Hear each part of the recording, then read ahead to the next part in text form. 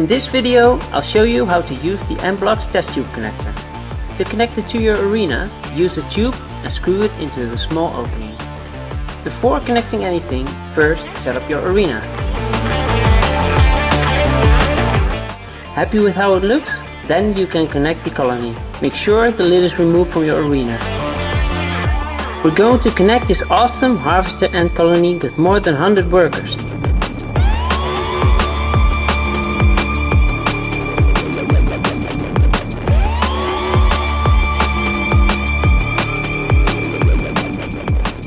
Gently tap the test tube so the ants move to the bottom as much as possible. Then remove the cotton plug and place the cotton with the remaining ants into your arena.